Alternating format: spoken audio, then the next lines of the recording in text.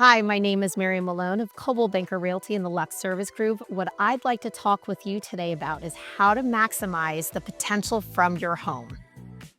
With 2 Pheasant Lane, this was a full-service project. Every room was filled with items, so we did make sure that we donated quite a few of the items. We also brought in new furniture to lighten up the home. We replaced some of the light fixtures and updated them to a modern style. One of the biggest transformations is we removed all of the carpet.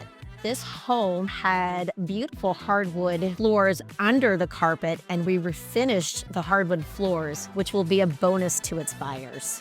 Also with this project, we removed quite a bit of wallpaper. And that was one thing we felt was really important to highlight the property, is to take down all the wallpaper and make sure that we painted it with a bright neutral color. I used my landscaper of choice to come out to the property, remove all the years of debris in the yard, mulch, and cut back all of the overgrown brush. Both the garage as well as the basement were filled with items. Most of those items were donated to local charities. Last but not least, we did a full deep cleaning of the entire home.